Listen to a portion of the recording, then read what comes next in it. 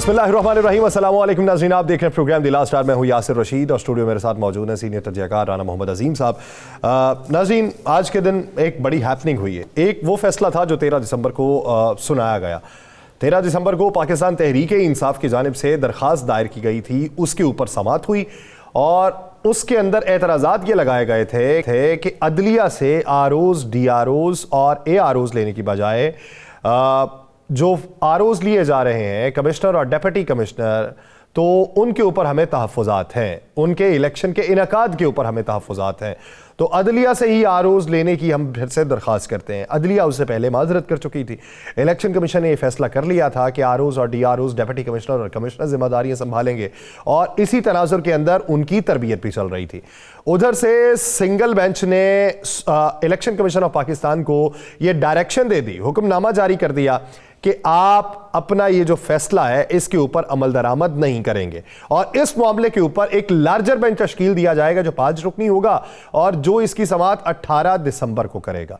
अब इसी तनाजुर के अंदर इलेक्शन कमीशन ऑफ पाकिस्तान ने वो तमाम तर जो तरबियत के मराहिल चल रहे थे उनको रोक दिया।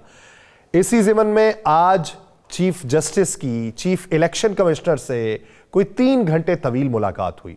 उस मुलाकात में तमाम बातें ज़ेर बहस आई और उसके बाद फिर इलेक्शन कमीशन ने अपील दायर करने का फैसला कर लिया। अपील तैयार की गई और उसे सुप्रीम कोर्ट के अंदर दायर कर दिया गया। आज ही के दिन फिर 3 रुकनी बेंच जो है वो बैठा और चीफ जस्टिस का ये कहना था कि सीनियर जज भी अगर इसमें शामिल होते, मेरी ख्वाहिश तो ये थी, लेकिन जस्टिस एजाजुल एहसन साहब की तमाम तर बातों के बावजूद उन्होंने रजामंदी जाहिर की है, तब ये 3 रुकनी बेंच बैठा है। एजाजुल एहसन साहब आज नहीं आ सके। 3 रुकनी बेंच ने समाअत की, इलेक्शन कमीशन ने अपना मौक़िफ़ पेश किया, चीफ जस्टिस ने बेशुमार सवालात उठाए, फिर आखिर में जो फैसला लिखवाया गया उसमें चीफ जस्टिस ने यह लिखवाया कि इंतखाबी शेड्यूल आज ही जारी होगा, क्योंकि इससे पहले इलेक्शन कमीशन ये कह चुका था तरबियत मुकम्मल होगी तो होगा। दूसरा ये कहा कि लाहौर हाई कोर्ट के जज ने मिसकंडक्ट किया है। तीसरा ये कहा कि 1011 जो आरओज़, डीआरओज़ और एआरओज़ थे उन्होंने मुल्क भर में अपने काम सर अंजाम देने थे, तो हद से तजावुज़ करके पंजाब की हुदूद से बाहर निकल के भी फैसला कर लिया गया। उसके बाद फिर आपने इलेक्शन कमीशन की फुर्तियां भी देख ली। राना साहब की तरफ बढ़ते हैं। राना साहब, आज के दिन को अदलिया के बाब के अंदर, उसकी तारीख के अंदर किस तनाजुर में देखा जाएगा और चीफ जस्टिस ने वो जो बात की थी कि पत्थर पे लकीर है, आज उसको किस हद तक साबित किया? बिस्मिल्लाहिर्रहमानिर्रहीम, अस्सलातु वस्सलामु अलैका या सय्यदी या अस्सलातु वस्सलामु अलैका या सय्यदी या हबीबुल्लाह। या सर, इसमें तो कोई शक नहीं कि चीफ साहब ने जो बात कही थी कि हर सूरत में इलेक्शन होंगे, अल्हम्दुलिल्लाह आज भी उन्होंने वही कहा और उस पर अमल शुरू हो गया। लेकिन जिस वक्त चीफ जस्टिस साहब ने ये बात कह दी थी कि इलेक्शन होंगे, आर्डर होते हैं इलेक्शन के आरओज़ के हवाले से 13 दिसंबर को, इसी तरह नहीं यासिर साहब जी? 13 दिसंबर को कितने दिन हुए थे उनकी ट्रेनिंग के शुरू हुए? बकौल उनके 2 या 1 दिन, ऐसे था ना जी। और सेक्रेटरी इलेक्शन कमीशन कहते हैं, उनके वकील कहते हैं कि आरओज़ की ट्रेनिंग मुकम्मल होने के बाद हम शेड्यूल देंगे। अब 13 से 10 दिन की ट्रेनिंग है, 13 के बाद 10 दिन 23 तारीख हो गए ना, 23 तारीख बन जानी थी ना। इसका मतलब था कि फिर सुप्रीम कोर्ट के हुक्म की अदूली सबसे पहले कर रहा था इलेक्शन कमीशन का वो अमला, जिन्होंने अदालत में खुद यह बयान दिया कि ये ट्रेनिंग पूरी होने के बाद हम शेड्यूल करेंगे। आज सीजे ने भी उस पे पहली तो ये बात थी कि इसमें खराबियां कहां कहां पैदा हो रही, तो ये बहुत अच्छा हुआ। मैं समझता हूं कि मैं किसी और नजर से देखता हूं, मैं इस नजर से देखता हूं कि जिसने भी ये पिटीशन दायर की लाहौर हाई कोर्ट में, उसने गेम ठीक खेली। गेम इस नजरिए से, मैं इस नजरिए से कह रहा हूं कि अब इलेक्शन मुलतवी करवाने का कोई जवाब नहीं रहेगा। अब इलेक्शन मुलतवी होने का कोई जवाब नहीं रहेगा। अगर किसी सूबे का गवर्नर यह कहता है, यासिर साहब जी, ये भी एक्शन, आज ये भी बात होनी चाहिए थी मेरे ज़ाती नज़रिए से, ये भी बात होनी चाहिए थी कि अगर किसी सूबे का गवर्नर कहता है जनाब मौसम और हालात ठीक नहीं है, इलेक्शन अभी नहीं होने चाहिए, लेकिन हम जमहूरियत चाहते हैं। एक पार्टी का सरबराह कहते हैं जनाब हालात नहीं हैं इलेक्शन के। कभी आज से पहले पाकिस्तान की तारीख में, आज से पहले कभी इलेक्शन कमीशन में ये दरखास्त आई थी कि जनाब आप इलेक्शन इस डेट को रोक दें? मुझे तो नहीं याद कभी आई हो, ना मैंने कभी सुनी थी। वो जो एप्लीकेशन आई थी उन एप्लीकेशनों में कुछ एप्लीकेशनें ऐसी थी जो सियासी रहनुमाओं की थी, जिसमें एक तहरीक इंसाफ पार्लियामेंटेरियन की भी थी, याद है आपको, जी, जिस पे परवेज हटक साहब ने कहा था। तो बात यह है कि मैं तो समझता हूं कि ये बहुत अच्छा हुआ पंजाब में हुई और उस पर एक्शन हुआ, ये दोनों चीजें अच्छी हुई, ताकि तुम तमाम सियासी जमातों को जो इलेक्शन से भागना चाहती थी, अब तो बड़ी सियासी जमातें ये बात कर रही हैं, मुझे उन तमाम सियासी जमातों के मतलब ये तो बता दें, अगर इलेक्शन कमीशन अदालत ना जाता तो उससे पहले कोई एक सियासी जमात थी जिसने इस फैसले को चैलेंज करने का कहा था? वो तो आज जब समाअत मुकर्रर होने वाली थी, उसके बाद आई ना, मैं वही कह रहा, उसके बाद आई ना कि जब सब सियासी जमातों को पता लग गया कि अब सीजे साहब फैसला करने लगे हैं, अब डंडा चलने लगा है, अब इलेक्शन होंगे, तो फिर फौरी तौर पर पिटीशन तैयार होना शुरू हो गए। भाई 13, 14 एक दिन 13 के फैसले के फौरी बाद क्यों नहीं आपका रद्द-ए-अमल आया? फौरी आपके वकला ने क्यों नहीं पिटीशन दायर करने के मतलब सोचा? फौरी तौर पर आपके वकला ने इसकी तैयारी क्यों नहीं की? फौरी तौर पर आप इसके खिलाफ क्यों नहीं गए? इसलिए नहीं गए कि जो ज़मीनी हकायक हमें मानना चाहिए। ज़मीनी हकायक में बहुत सी सियासी जमातें जो हैं उनके हालात ये है कि अवाम, उनके पास उम्मीदवार मौजूद हैं, अवाम मौजूद नहीं है, वोटर मौजूद नहीं है। 124 से 25-20 सीटों तक का पंजाब के अंदर दावा करने वाले जो हैं वो तहरीक इस्तेकाम पाकिस्तान को भी सीटें दे रहे हैं, काफरीक को भी सीटें दे रहे हैं, जमीयत उलमा इस्लाम को भी सीटें दे रहे हैं। मुझे बताएं, अगर आप इन तमाम सियासी जमातों को सीटें दे रहे हैं तो इसका मतलब है पहला आपका दावा गलत था। अभी एक इंतहाबी जलसा किया है जलालपुर जट्टा में, और आपने उस इंतहाबी जलसे का हाल देख लिया था यासिर साहब जी, अच्छी तरीके से देख लिया था ना। उस इंतहाबी जलसे में कुर्सियां किस तरह खाली थी, उस इंतहाबी जलसे में तकरीर के दौरान लोग उठकर क्यों जा रहे थे, उस इंतहाबी जलसे में एक कुर्सी का दूसरे कुर्सी से फासला कितना था। वो तो इस तरह लग रहा था जैसे इतना फासला रखा गया कि सांस भी अगले तक ना पहुंच सके, सांस क्या खांसी भी आए तो उसकी आवाज भी अगले तक ना पहुंच सके। वो तो सोशल वैल्यू को कमाल किया, कोरोना में किया नहीं किया, आप करना शुरू कर दिया। सदके जाऊं, चूंकि आपकी जमात थी ना तो आपको बड़ी तकलीफ सी होती है अंदर से, लेकिन बर्दाश्त करें ना थोड़ी सी, आने दे सामने। तो ये मुझे बताया, जब सियासी जमातों का ये आलम हो जाएगा तो फिर आप क्या करेंगे? अभी इनमें से कोई भी इलेक्शन का शेड्यूल 54 दिन बाकी रह गए हैं, 54 दिन बाकी रह गए हैं, तो हालात ये हैं इनके कि आज तो हो गया दमादम कलंदर, अब तो इलेक्शन होंगे। अब अगर किसी वजह से कोई इलेक्शन रुकते हैं तो सुप्रीम कोर्ट जवाब लेगा उससे, और जो भी अदारा होगा वो सुप्रीम कोर्ट को जवाब दे होगा। लेकिन अब एक चीज़ तो होगी यासिर साहब, इलेक्शन भी होंगे, इलेक्शन का मैदान सज गया है। अब इस सजे हुए मैदान में कौन जीतता है, कौन हारता है, कौन आगे है, कौन पीछे है, इसका फैसला कोई महीनों में नहीं होना, आपको अब हर रोज़ इसका फैसला होता नज़र आना है। अब आपको मैं आप खबर ब्रेक करके जाऊंगा। अच्छा, लोग ये कहते हैं कि टीवी चैनल्स के ऊपर बेशुमार प्रोग्राम्स हुए पिछले कोई 1-1.5 साल के अंदर कि नून में से शीन निकलेगी, लेकिन सदर भी वही रहे शहबाज शरीफ साहब, वेलकम भी उन्होंने किया, जाके मिले भी, वो स्ट्रेंथ भी इधर मजबूत उनकी हुई बाद में मियाँ साहब के आने के बाद।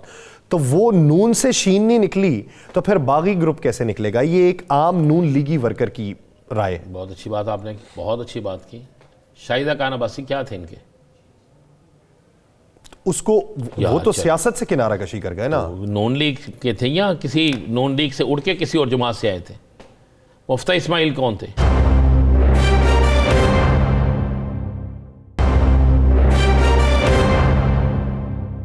मुफ्ती इस्माइल साहब अवामी सियासत थोड़ी करते हैं, वो सदके जाऊं हम आपके, अवामी सियासत वाले तो नहीं है ना, मुंतखब नुमाइंदे तो क्यों जनरल सेक्रेटरी बनाया था उनको अब सिंध का? भाई अवामी सियासत नहीं करते थे, अवामी जमात का सिंध का जनरल सेक्रेटरी क्यों बनाया था यासिर साहब? पार्टी को पता, और पार्टी क्या पार्टी को पता होगा ना, तो फिर कहें ना सियासत करते हैं, पार्टी को पता था, तो आप तर्जुमानी ना करें। मैं तर्जुमान, आप मरियम औरंगजेब पे करोलाब ना अदा करें। मैं नून लीगी वर्कर की राय आपके सामने रख रहा हूं सर, मेरी अपनी राय के रख रहे हैं। आपने कहा कि वो अवामी नहीं थे, वो सेक्रेटरी जनरल सेक्रेटरी थे। तो मैं तो वो बात कर, उसके सिंध के, अच्छा वो मुंतखब नुमाइंदे नहीं है तो मैं क्या कह दूं मुंतखब नुमाइंदे?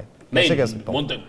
उनके बारे में तो कैसर अहमद शेख साहब कहते रहे कि मुंतखब नुमाइंदे को लाने की बजाय मुफ्ती इस्माइल को लाके लगा दिया जाता। शेख साहब तो ये भी कहते रहे हैं मेरी जान कि हमसे तो कभी किसी बात का पूछा नहीं गया। वो तो ये भी कहते रहे हैं कि जनाब फैसले चंद लोग करते हैं, तो क्यों फिर ऐसी जमात में रहते हैं वो? जब ये बात पूछी जाती है तो फिर वो साथ ही कहते हैं नहीं नहीं नहीं बड़े ही चंगे ने। ये बात है, वो शरीफ आदमी है बेचारे, सच्ची बात करते हैं। मैं शुक्र अदा करता हूँ कि अभी एक सच्ची बात करने वाला अभी तक जमात में है, नहीं तो उसके साथ भी होता वही हाल होना था जो बाकियों के साथ होता है। जब मुस्लिम आप कहते हैं जी शीन नहीं निकली, मैं नहीं कहता शीन निकलेगी या फ़े निकलेगा, तो इसका मतलब ये है कि ये जमहूरियत नहीं है। जमहूरियत तो ये होती है कि अगर कोई बोला है तो उसको हक दे, उसको हक देना बोलने का। नहीं, वो कहते हैं कि अगर आपने बोलना है तो वो जो इजलास है, पार्लिमानी इजलास है हमारा, आप जरूरत देते हैं आप किसी को बोलने की? जरूरत देते हैं? आपकी तो प्रेस कॉन्फ्रेंस में जो आपका मर्जी हो, जिसको आप पसंद ना करें उसका माइक उठा देते हैं, तो आप कहते हैं अपने कारकुनों को बोलने की इजाजत दें। कैसे देंगे इजाजत? कौन इजाजत देता है? यासर साहब पता नहीं, मुझे लगता है आज आप थक हुए हैं या आप इलेक्शन की तैयारी में हैं कि इलेक्शन का बुलेटिन करना है या इलेक्शन के प्रोग्राम करने हैं। मुझे लग रहा है इसलिए आप आज वो बहकी बातें कर रहे हैं। बहकी बातें ये ट्रांसमिशन में बहकी बातें करते हैं, उसके लिए तो तैयारी भरपूर करते हैं। नहीं वो सोच रहे हैं ना, ज़हन आपका किसी और तरफ है। ज़हन आज आपका पूरा राजा रियाज है।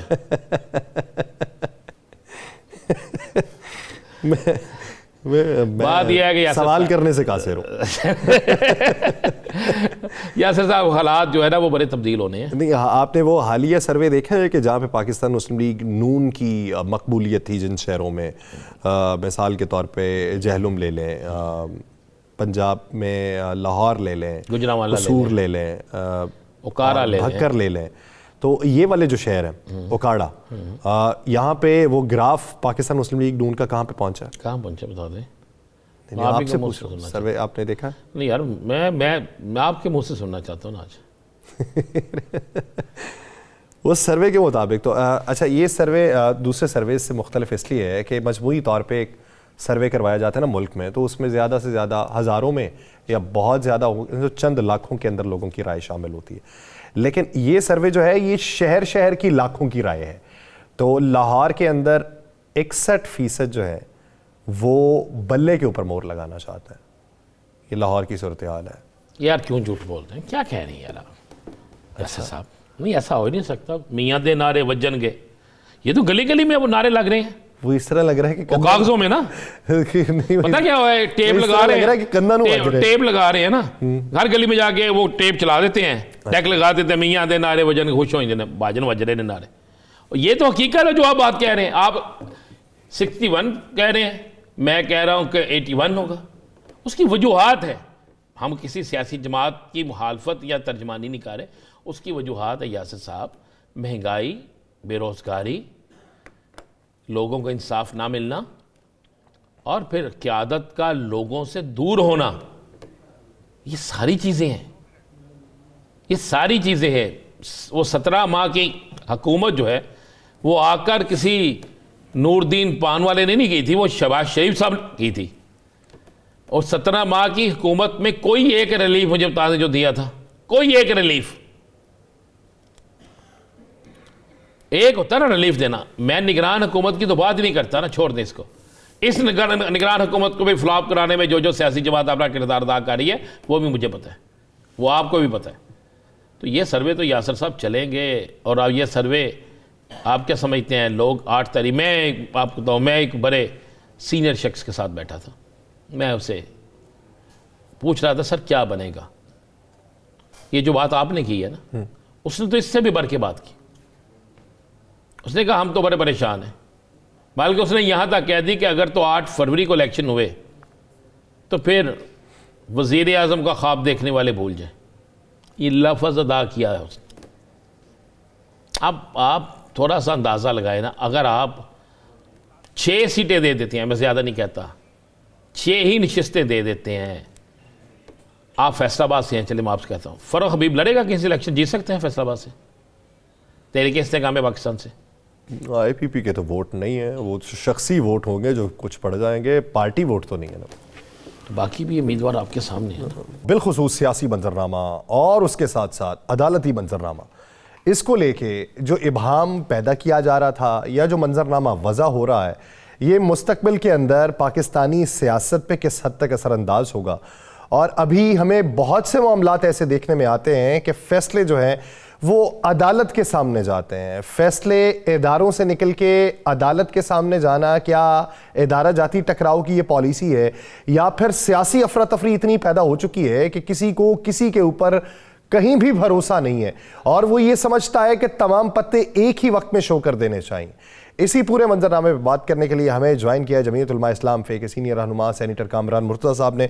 कामरान मुर्तज़ा साहब, बहुत शुक्रिया आपके वक्त का। कामरान मुर्तज़ा साहब, जिस तरीके से लाहौर हाई कोर्ट से मामला चला, 13 दिसंबर को फैसला लाहौर हाई कोर्ट ने दिया, उधर इलेक्शन कमीशन ने DROs, ROs और AROs की तमाम तर तरबियत जो है वो मुअत्तल करके रख दी और आज बड़ी मुलाकात हुई, उसके बाद समाअत भी हो गई, समाअत का फैसला भी जारी हो गया और चीफ जस्टिस ने कहा कि लाहौर हाई कोर्ट के जज ने अपने हद से तजावुज़ किया है।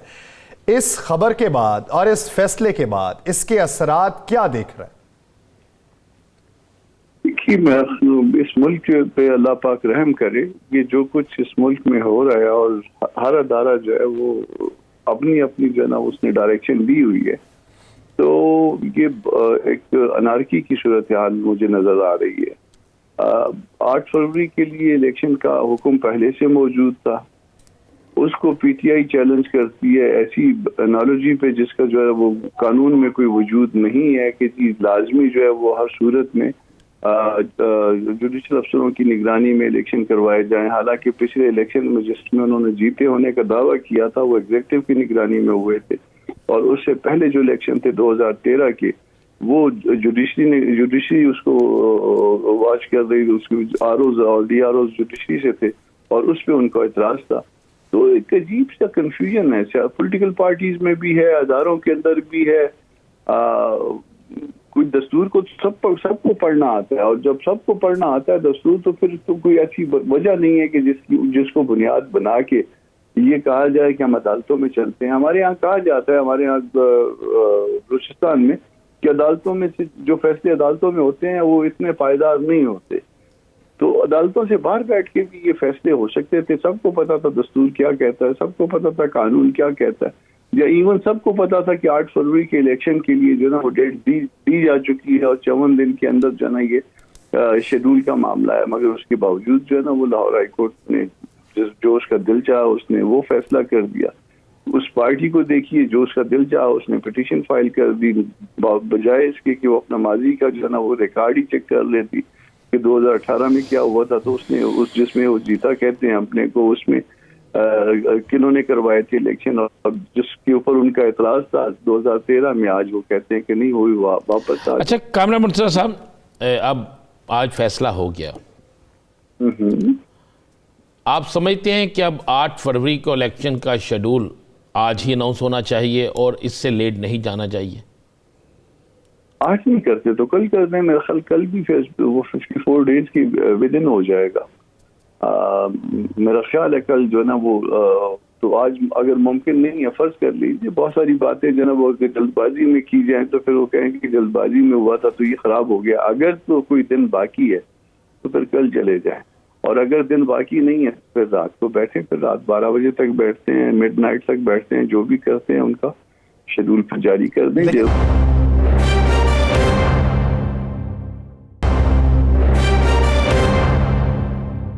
अगर आज के दिन इंतखाबी शेड्यूल का इजरा नहीं होता, क्योंकि चीफ जस्टिस ने जो हुक्मनामा लिखवाया है उस हुक्मनामे में ये कहा है कि इंतखाबी शेड्यूल का ऐलान जो है वो आज ही के रोज़ किया जाएगा।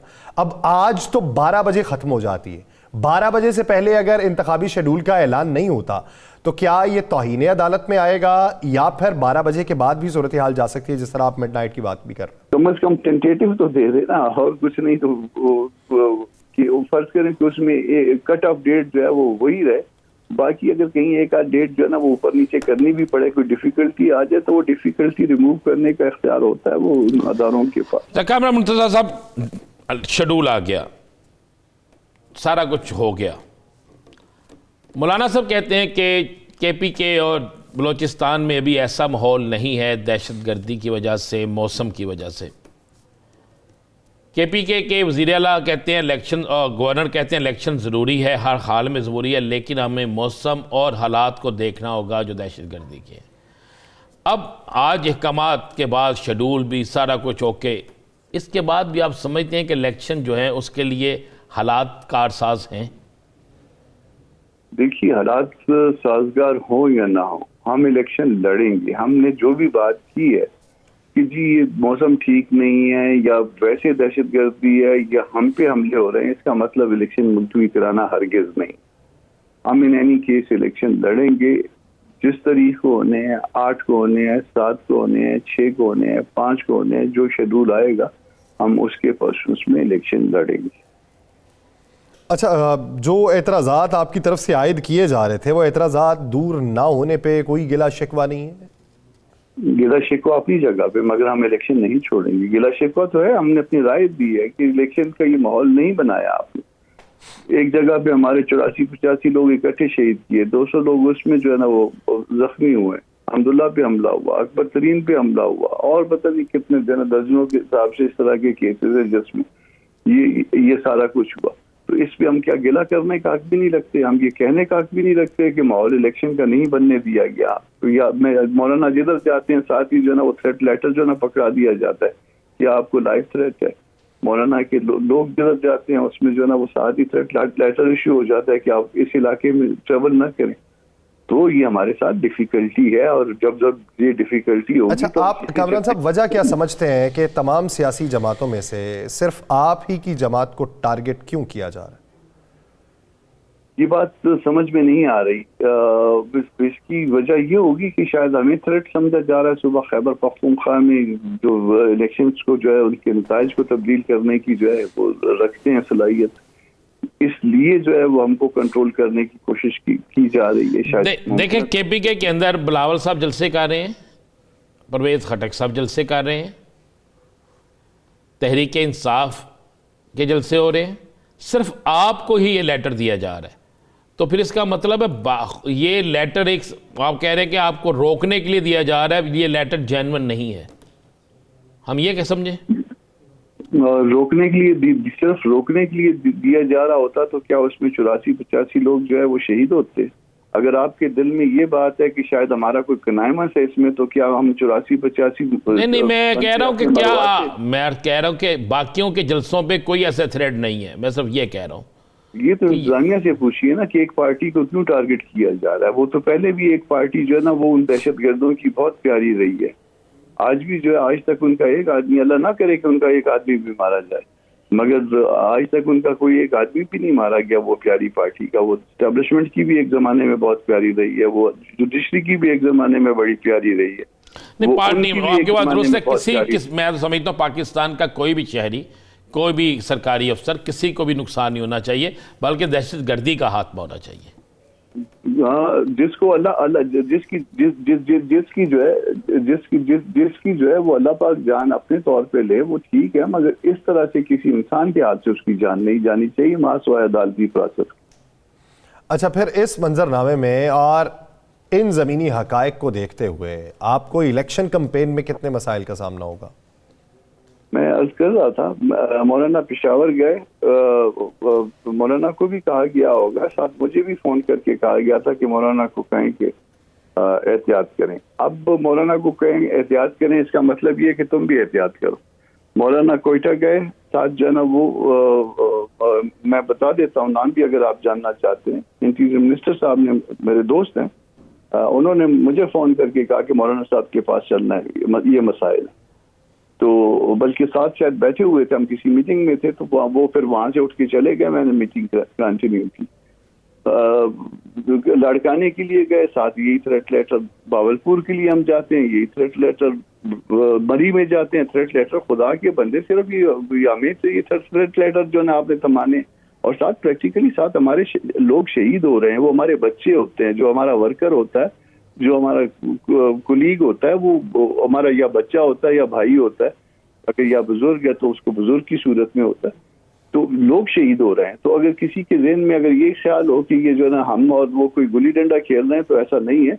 ये लोग हमारे मर भी रहे हैं साथ। आपने इत्तेहाद तो मुस्लिम लीग नून के साथ आपका हो गया, मुस्लिम लीग नून से पंजाब के हवाले से भी आपने सीट एडजस्टमेंट के हवाले से कुछ कहा है, तो क्या पंजाब में तहरीक के आपकी जमात उलमा पाकिस्तान इस्लाम जो है, ये पंजाब में सीट एडजस्टमेंट के जैसे सीट एडजस्टमेंट करके पंजाब में को आप अपना उम्मीदवार दे रहे हैं? इंशाल्लाह ताला पंजाब में जो हमारी सूबाई जमात है वो उनकी कमेटी बनी हुई है, और इसी तरह से नून की जो सूबाई जमात है, बल्कि उनकी मरकजी जमात, मेरा ख्याल है एहसन इकबाल साहब उसमें है, उन्होंने वो उस कमेटी में शायद वो हेड कर रहे हैं जनरल सेक्रेटरी। तो पंजाब में जो है वो कमेटी हैं, और आपस में जहाँ तक मुझे मालूम है वो 1-2-3 मुलाकातें हो भी चुकी हैं इस हवाले से। कितनी सीटें मांगी हैं आपने? ये तो अभी तक जो ना, ये मैं नहीं बता सकता ना, ये तो फिर जब कमेटी के लेवल पे है बात, जब ऊपर आए अंदाजन 2, 4, 6, 10, 20, 25 मुमकिन है सारी सीटें मांगी हो, मगर ये नहीं। कामरान मुर्तज़ा साहब, आप लोगों ने इत्तेहाद बनाने की कोशिश की सिंध के अंदर, अब सिंध में GDA से भी राबिते हुए, एक बार पाकिस्तान मुस्लिम लीग नून मिलने गई, उन्होंने कुछ नशिस्तों के ऊपर तहफ़्फ़ुज़ात का इजहार किया, थोड़ा सा माजी याद दिलाया, उसके बाद कोई वफ्त मिलने नहीं गया। GDA ने यह कह दिया कि हम फिर इत्तेहाद नहीं करेंगे।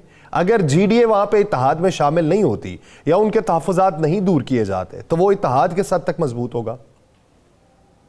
देखिए, इस वक्त आपने लाड़काने का जलसा अगर आपको याद होगा तो लाड़काने में शायद पीपल्स पार्टी भी इतना बड़ा जलसा नहीं कर सकती जितना बड़ा जलसा जो है वो हमने करके दिखाया है। तो उससे जो है वो फिर अंदाजा लगा लीजिए कि वो कितना जो है ना वो हमारी बर्थ वहाँ सिंध में किया। सर मैं आपको आपके पुराने जुमले याद करवा देता हूँ। आपने पिछले प्रोग्राम के अंदर ये बात की थी कि जलसे हम बहुत बड़े कर लेते हैं, लेकिन जब वोट निकलने की बारी आती है तो तब सूरत हाल कुछ मुख्तलिफ होती है। ये भी आप ही के अल्फाज थे। ये इसलिए अल्फाज थे कि जलसे हमारे बड़े होते हैं, आप शायद उसके कॉन्टेक्स्ट पे नहीं गए या उसकी डेप्थ में नहीं गए।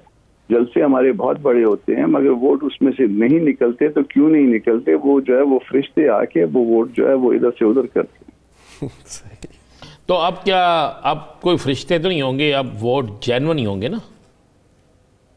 अब तो बाद में कह सकते हैं ना, ये तो गैब का इल्म है कि फरिश्ते होंगे या नहीं होंगे। गैब का इल्म तो मेरे पास नहीं है, वो तो फिर जब 8 फरवरी गुजर जाएगा फिर बताएंगे कि फरिश्ते आए थे या नहीं आए।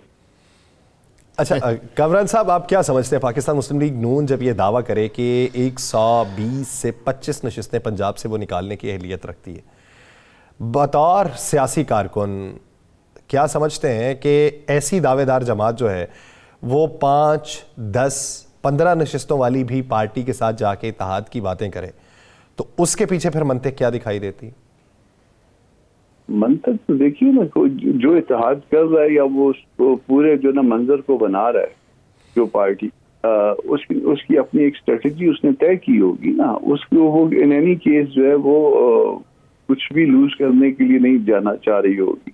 या कम अज कम इसको आप इस एंगल से ले लीजिए कि वो अगर एक पार्टी के अगेंस्ट जो है ना वो इत्तेहाद कर रही है तो उसके अगेंस्ट जो है ना वो अपना जो है ना वो अपने आप को जो है वो कुर्बानी दे रही है जितनी उससे मुमकिन है, मगर वो उस पार्टी के अगेंस्ट जो है ना वो अपने आप को एक मजबूत पोजीशन में रखना चाह रही है। और अगली गवर्नमेंट जो है कम अज कम जो है ना वो ऐसी बनानी चाह रही है जो उस पार्टी के हाथों मजबूर ना हो सके, तो उस पार्टी के हाथों मजबूर ना हो सके। बहुत शुक्रिया सेनेटर कामरान मुर्तज़ा साहब इस हवाले से अपना वक्त देने के लिए। नाज़रीन, एक ब्रेक लेते हैं, ब्रेक के बाद पाकिस्तान पीपल्स पार्टी के रहनुमा तैमूर तालपुर साहब हमें ज्वाइन करेंगे। कहीं नहीं जाएगा, स्टे विद अस।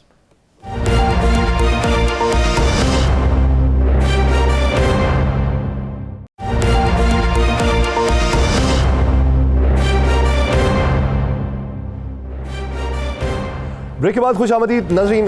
ब्रेक से पहले हम बात कर रहे थे सेनेटर कामरान मुर्तज़ा साहब से, तो उन्होंने जमीयत उलमा इस्लाम फे की हिक भी बताई, ख़ुद को आने वाले थ्रेट लेटर्स के बारे में भी कहा, कुछ गिले किए, लेकिन उन्होंने ये कहा कि इन तमाम तर गिलों और तहफ़्फ़ुज़ात के बावजूद हम इलेक्शन का बायकॉट नहीं करेंगे, हम इलेक्शन के मैदान में ज़रूर उतरेंगे। तो आज का जो फैसला है उस फैसले के ऊपर भी उन्होंने अपनी राय दी है। आज के फैसले के ऊपर पाकिस्तान पीपल्स पार्टी की क्या राय है, और पाकिस्तान पीपल्स पार्टी ये होने वाले जो इत्तेहाद है जो पाकिस्तान मुस्लिम लीग नून कर रही है बेशुमार जमातों से, उसको किस नज़र से देखती है। बिलावल साहब के लहजे में जो रफ्ता रफ्ता तलखी आती जा रही है, उस तलखी की बुनियादी वजूहात क्या है, इसी बारे में बात करते हैं। हमें ज्वाइन किया पाकिस्तान पीपल्स पार्टी के रहनुमा तैमूर तालपुर साहब ने। तैमूर तालपुर साहब, बहुत शुक्रिया आपके वक्त का। तैमूर तालपुर साहब, जो दोपहर से लेके रात तक एपिसोड चला है सुप्रीम कोर्ट के अंदर, पहले मुलाकातें, फिर उसके बाद अटॉर्नी जनरल पहले गए मुलाकात करके आए, फिर वर्ती के अंदर आ गए, फिर उसके बाद समाअत शुरू हुई और इलेक्शन कमीशन ने अपील दायर की तो उसके ऊपर वो समाअत हुई, तो फिर फैसला जारी हुआ जिसमें आपकी जमात भी जो थी वो फरीक बनना चाहती थी, लेकिन वो तमाम जमातों के फरीक बनने से पहले ही आज उसका फैसला भी जारी हो चुका है।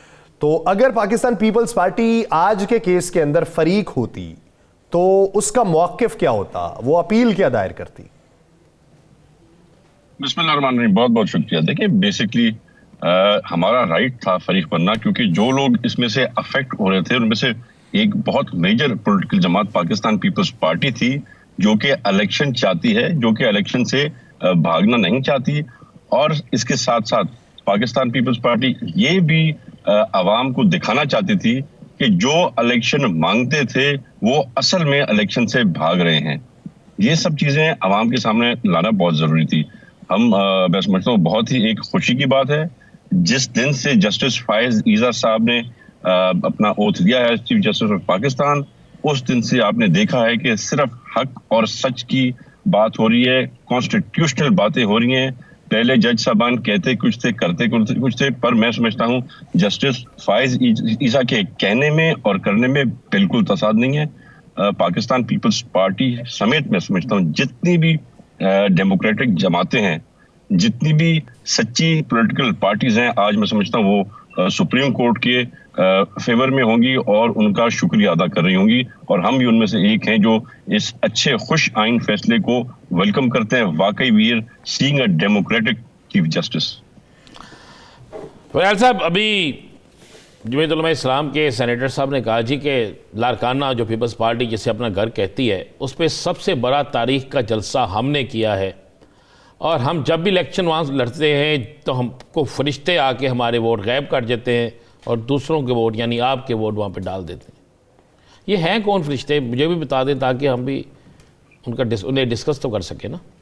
बिल्कुल, ये फरिश्ते लारकाना की आवाम है, ये फरिश्ते सिंध के सिंधी बच्चे और बच्चियां हैं जिनका ख्याल किया है पिछले 15 साल पाकिस्तान पीपल्स पार्टी ने, जिनकी स्कीमें दी हैं, जिनको Benazir Bhutto income support programme दिया है, जिनको मुफ्त में जमीनें सरकारी बांट के दिए, जिनको हम फ्लड अफेक्टीज को जो हम घर बना के दे रहे हैं मुफ्त का, और उसके साथ घर के साथ साथ उनको उस प्रॉपर्टी का भी मालिक कर रहे हैं। ये वो फरिश्ते हैं जनाब, और कोई फरिश्ते नहीं है। अच्छा तैमूर भाई, आपने सुना होगा मुस्तफ़ा कमाल साहब ने भी 2 दिन पहले भरपूर इल्ज़ामात लगाए पाकिस्तान पीपल्स पार्टी पे। उन्होंने गुज़श्ता इलेक्शन का भी हवाला दिया। उन्होंने कहा जी बंदे आए, उन्होंने हमला कर दिया, अंदर सबको निकाल दिया गया, कुछ ही देर बाद जो है वो आरओ जो है वो पाकिस्तान पीपल्स पार्टी की जीत का ऐलान कर रहे हैं। तो कहते हैं कि इसी तरह की अब प्री पोल रिगिंग की तैयारियां हो रही हैं और ये रिगिंग उस दिन भी देखने को मिलेगी। तो उन्हें रिबटल के तौर पे क्या कहेंगे?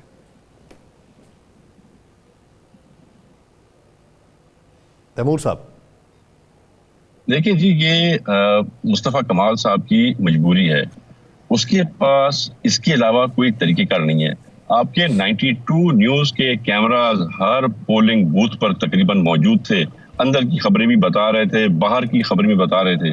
और जो झगड़े फसाद हुए उसका हमने जो एस्टिमेट बनाया था कि 0.something%, ये 1% से कम पोलिंग स्टेशन में इशू हुआ है।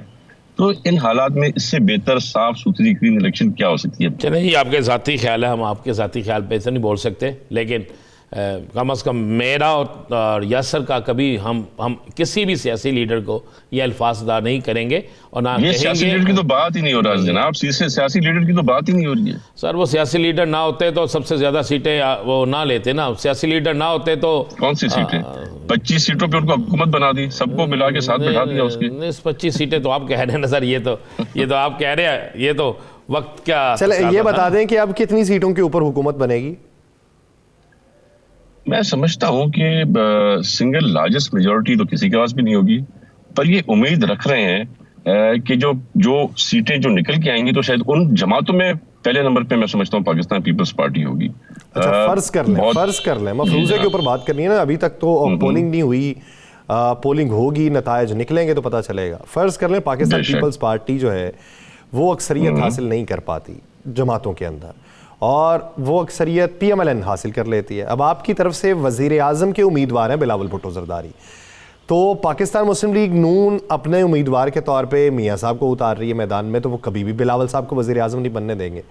तो फिर क्या बिलावल साहब कैबिनेट में आएंगे? वज़ीर आज़म का उम्मीदवार कैबिनेट का हिस्सा बनेगा या फिर अवामी सियासत ही होगी? एक चीज ध्यान में रखें, मैं जिस पार्टी से ताल्लुक रखता हूं उस में सदर जरदारी जो कि मुफाहमत के बादशाह हैं।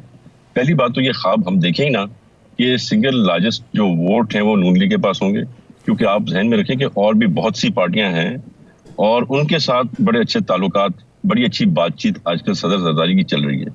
तो यहाँ वहां से तो जो वो अच्छी पार्टियों का तज़किरा कर दें, क्योंकि हमारे इल्म में तो PTI है, JUIFA है, IPP है, उसके अलावा PTI पार्लियामेंटेरियन है, PMLQ है। तो सिवाय PTI के बाकी जमातों से तो इलाहाक करके बैठी PMLN, उधर BAP से भी, तो GDA से भी बात चल रही थी, चले वो नहीं पाया तकमील तक पहुंची, MQM से भी कर लिया। तो पीछे कितनी अच्छी पार्टियां हैं जिसके साथ पीपल्स पार्टी की बात चल रही है। पाकिस्तान पीपल्स पार्टी की हर उस जमात जो इलेक्शन में वोट लेके आएगी, जो सीटें निकाल के आएगी, हर उस जमात से के साथ बातचीत होगी। सिवाय उसके अगर किसी का सरबरा तब भी इमरान खान रहा, उसको मैं डाउटफुल देखता हूं। अब तो वो सरबरा है ही नहीं सर। सरबरा नहीं है, उसकी पार्टी कैसे आ रही है, बल्ले का निशान मिल रहा है नहीं मिल रहा है, तो ये तो एक डिबेट हो जाएगी जो मैं समझता हूँ it will be too early. शायद अभी तक सदर जरदारी ने भी ये ज़हन नहीं बनाया होगा कि वो इनके साथ कुछ करेंगे या उनके साथ से एब्सटेन करेंगे। तैमूर साहब, आप कह रहे हैं कि बल्ले का निशान मिलेगा या नहीं मिलेगा, तो ये सारी सियासी जमातें बल्ले के निशान के खिलाफ क्यों हैं? सियासी मैदान में है, ठीक है, जिसने गलत किया उसको आप कहे ना इलेक्शन लड़े, बाकी तो सियासी मैदान में है, सियासी मैदान में आके मुकाबला करें। नहीं, आप मेरी बात समझे नहीं। मैं खुद चाहता हूं, पाकिस्तान पीपल्स पार्टी ने जब लेवल प्लेइंग फील्ड की बात की थी तो हर जमात के लिए की थी, इंक्लूडिंग बल्ला। और चेयरमैन बिलावल ने भी काफी बार ये कहा है कि हर किसी जमात को उसका निशान मिलना चाहिए और ये अपॉर्चुनिटी होनी चाहिए। मैंने सिर्फ खदशे का इजहार किया है, ये मेरी ख्वाहिश ना कभी है ना कभी हो। मैं एक सियासी कारकुन हूँ, मैं हमेशा चाहूंगा कि हर एक जमात इक्वली, क्योंकि आप भी इसी आजमाइश से गुजर चुकी है। आपकी जमात के साथ ये सारी चीजें हो चुकी हैं और ये सारा कुछ आपकी जमात भुगत चुकी है। दुख की बात यह है कि मेरे लीडर ने तो 14 साल सलाखों के पीछे काटे और उसके बाद फिर शायद 7 से 8 महीने इमरान नियाजी ने भी मेरे सदर जरदारी को, मेरे लीडर को फिर से जेल में डाल दिया था। पर अफसोस की बात यह है, तो अब आप दूसरे के लिए भी 14 साल चाहते हैं। अफसोस की बात यह है कि हमने तो ये आधी जिंदगी सदर जरदारी की जो है जवानी सारी जेलों में गुजर गई कुछ किए बगैर। बहुत शुक्रिया तैमूर तालपुर साहब इसे अपना वक्त देने के लिए। नाज़रीन, प्रोग्राम का वक्त खत्म हुआ चाहता है, मुझे और राना साहब को दीजिए इजाज़त। अपना बहुत सा ख्याल रखिएगा। अल्लाह ने के बाद।